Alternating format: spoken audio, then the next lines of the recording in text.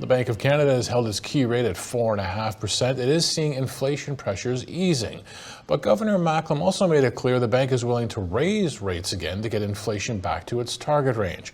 Joining us now to discuss, Andrew Kelvin, Chief Canada Strategist with TD Securities. Great to have you back, Andrew. Thank you for having me. All right, so as we said, the governor did make a point of saying, if we need to go higher, because it is a conditional pause, we will go higher. And then, of course, when he gets a chance to get asked about a direct question about the rate of the path of rates, he's asked about a cut. I mean, there's still this push-pull in the market. How are we supposed to read all this? Well, markets are pricing in BOC cuts later this year. Market pricing for the Bank of Canada really shifted with some of the banking turmoil we had in the United States, about a month ago now.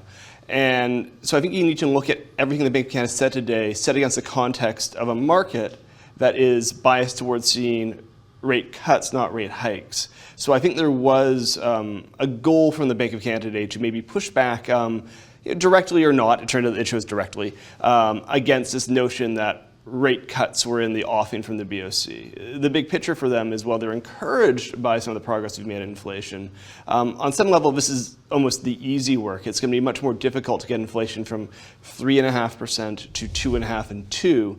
So they think the market pricing is a little bit premature, and they want to make sure it's understood that rates could be in restrictive territory for quite some time.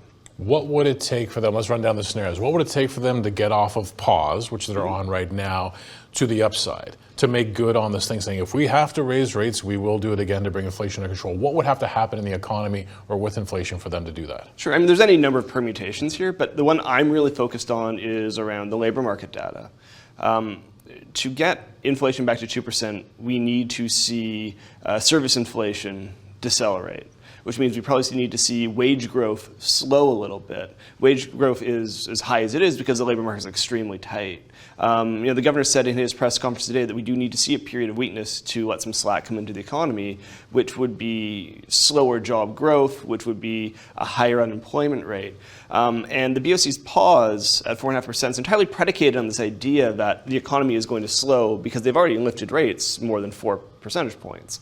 If it turns out that they haven't lifted rates by enough to cause the economy to slow due to whatever external factor you want to point to, or just that they didn't hike enough to begin with, they ultimately would need to start tightening more. So to my mind, if we keep running the sort of growth we've seen in the first quarter, which is tracking about 2.5% GDP, we've added, I think, 60,000 jobs per month over the last 2 quarters on average. If we see numbers like that just continue into the second quarter and the Q3, the Bank of Canada may find their hand forced to have to lift rates again. And I would just add, historically, when the bank moves to restrictive territory, it's actually more common than not that they hike, they pause a bit because they think they're done and they want to see what impact rate hikes are having, and then they decide they need to, hike again later on in the cycle, which is inevitably followed by a very quick reversal in history. But the idea that they'd pause and hike again is actually something that's more historically consistent than the path which we are expecting, which the bank is expecting, which is that 4.5 is the top. That's an interesting perspective historically. What about the other scenarios? Those are the conditions that perhaps would force the Bank of Canada to hike again, even though we're on a conditional pause. What would it take for the bond market to prevail and to actually see a cut before the end of this year? So if we want to talk about a cut in December versus January, we're sort of quibbling a bit here. That would just be growth that's a little bit weaker than anticipated. I would just say, we are looking for growth that's going to be closer to 1% this year. The Bank of Canada is looking for 1.4%. They took a little bit more of the recent strength on board than we have. So if we want to talk about, a cut by the end of the year, which is where the bond market is, you just need to see growth slow a little bit more than anticipated in Q2 and Q3, and maybe a little bit less of a pullback or rebound, I should say, in Q4. A recession would probably get you having a serious discussion about cutting rates in the fourth quarter. But anything prior to that, we really need to be talking about a coordinated global downturn, like the sort of recession where you're having a debate if it's a recession or a depression. And right now, I see no indication that that's likely, particularly given that every day that goes by and we don't see new bad news out of the U.S. banking sector, it makes it more likely that the banking sector is healing. So from that perspective, it looks like a very unlikely scenario to me that we'd be discussing rate cuts before sort of the very end of this year. And really, we think cuts are a 2024 story, not a 2023 one. Okay, we've also had an interesting, because we had a monetary policy report, which is where the bank sort of reassesses, its position on economic growth and where everything is headed. And they've had to factor in the fact that we've had a federal budget, provincial budgets.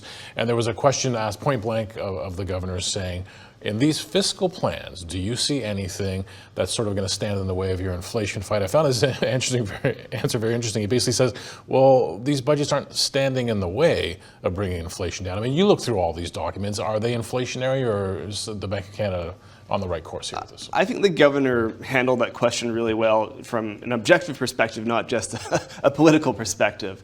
The budget is more inflationary than deflationary. I'll put it that way. To the extent that deficits are going to be larger, that there is a bit of new spending, that is something that is, just from an arithmetic perspective, inflationary. There's going to be a bit more demand because of the budgets, but I don't think the numbers that we're talking about with that budget are enough to really change the broader narrative, to change the broader trajectory in where inflation's going and where the economy is going. And so, to the governor's point, if you were to see significant spending cuts from the federal government or tax raises or something of that, you would see less demand, and that would help bring inflation under control. But I don't know that's anything in the last sort of set of budgets that I thought was going to make it materially more difficult for the Bank of Canada to bring inflation under control. Of course, inflation is the heart of this conversation about central banks, our central bank. We got a fresh read on U.S. consumer prices. The market at first seemed to think, okay, inflation's pulling back, there's a bit of a rally, a bit of choppiness. How should we be reading this inflation report? So I think that rally you saw after the U.S. CPI data really speaks to how jittery markets are. We can see very large moves on sort of modest surprises on economic data, and I think markets had maybe been braced a little bit for an upside surprise, not a downside surprise. So when we had inflation come in a little bit softer than expected in the U.S., it was seen as a sign that the Fed might have to tighten less, all else equal. But I would sort of take it back to the Canadian situation, because I think Canada and the U.S., you're looking at fairly similar situations on the inflation front. Inflation's decelerating. This is good. But there's still quite a bit more work to be done. And because there's still quite a bit more work to be done for both the Fed and Bank of Canada, a very outsized reaction in markets is probably unwarranted, because we shouldn't be making large changes to the projected path of monetary policy based on a downside surprise of approximately 1/10 on inflation.